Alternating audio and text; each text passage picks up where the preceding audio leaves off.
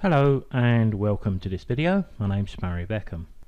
When we are working in the timeline of PicturesToExe, it sometimes can be a little tricky to place an image very precisely on the timeline, especially when we're trying to match the appearance of that image with sound.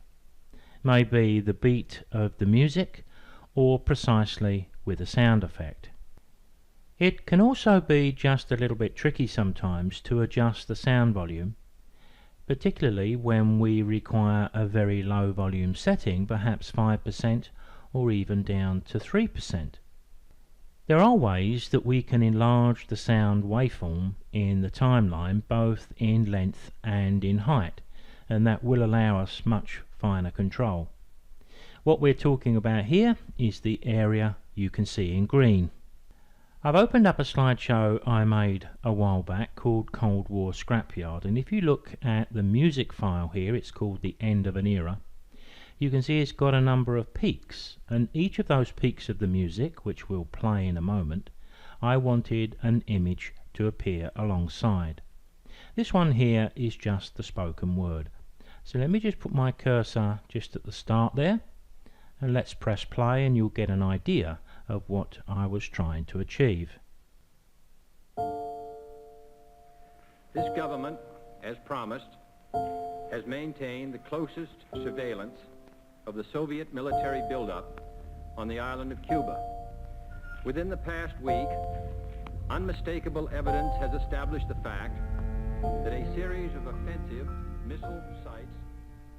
So as you saw and heard there, I had a little bit of a job to get the images lined up with the music. Now we can always do this with what I would call trial and error. We place the image on the timeline, test it with the sound, move it if necessary and test it again, but there is another way. What I'm going to do is to hold the control key, and if I tap the F11 key you can see that the WAV file, well, everything on the timeline, expands lengthwise. So I can hit that button a number of times. I'm going to need to scroll back, I think, so we can see the part we need to view. So now we can see the little blip of the music we heard a few moments ago and the image that appears with it. First thing you may notice is there's a bit of a stagger. It looks as though the image is going to appear on screen marginally before the sound. Well, in fact it does. We often need a fraction of a second for the image to start to appear so that it looks and sounds right. If I put this directly over the top of that little blip, it can sometimes appear to be a little late appearing in our slideshow. But it all depends on the music, it all depends on the length of the transition you've chosen, so you need to be guided by your own project.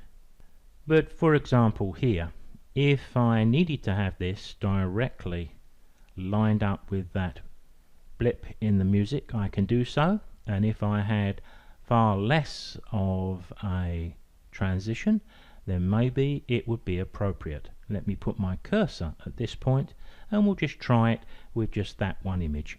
Maybe I'll move this one as well and we'll try two.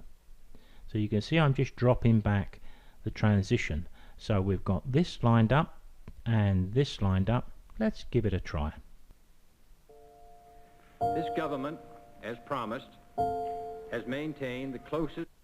Well, I think you get the idea. And of course when we want to return the timeline to a more usable length, Control key and F12, tap it back until I usually go back until I see all those little tiny indentations disappear. Something like that usually works for me. Now with the turning round of the screen, I've brought you to a later part of the sequence, and what I want to do here is to pick up the volume line, and I'm using PicturesToExe Deluxe here. So I want to pick up this volume line and I want to drag it down. You can see when I get down really low here, it's very difficult to leave it set to exactly what I want. I got it right then, but one little touch, look, and we jump around quite a bit. So the way to deal with this is to go up to our settings menu, and we can make this waveform much wider, just temporary, while we do the work we need to do with the sound editing. Then we can return it to its normal size. Now if you use a mouse with a mouse wheel, I believe you can just click on the edge and use the wheel and it will make this wider. I'm using a Wacom graphics tablet, so I need to go up to my settings. So let me go up to the top left of the screen, Settings, Preferences, and I need the timeline, and this is the option that I want, Audio Track Height. It's set by default to 100%, but I do have the opportunity to push that up to 400%. Click OK. Now it appears to have disappeared, but in actual fact it hasn't. It's just the fact that I need to drag this up to see the entire width, but that's okay in a temporary way. So if I wanted to, let's say, put an anchor point there and one here, and I wanted to bring this down to about 3%, it's a lot easier for me to get that down to the volume that I want.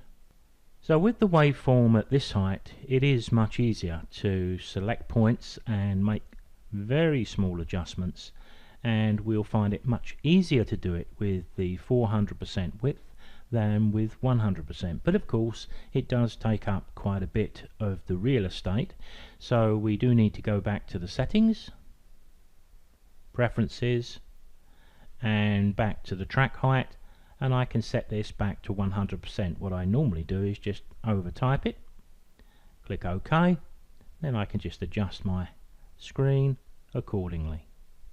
Now in the past few weeks a topic came up on the Winsoft forum, this is the forum for PicturesToExe, where someone was talking and asking about setting up a old style typewriter so that any text appears on screen with the sound of the keys of a typewriter being pressed. So there would be another example where we'd probably want to stretch that waveform so that we could line up each of the key presses with each of the letters that appear on screen, and it probably would work quite well in a sequence like this, which is based on old 50s style jets, hence the Cold War scrapyard. I think we have to bear in mind and remind ourselves all of the time that the crucial part of audio-visual via PicturesToExe is the synchronizing of the images to the music. Sometimes it doesn't have to be quite so precise as we've demonstrated here, but when it does, it needs to be right. Adjusting the width or the height of the waveform is a way to achieve that. If you're watching on YouTube, please subscribe to my channel and hit the notification bell so you're informed whenever I put up a new video. I'm going to guess that if you're watching this video, maybe you're already a PicturesToExe or an audio-visual enthusiast, but if not and you're interested, then I'll put a link below where you can come to my website and take a look at the software and many other audio-visual examples too.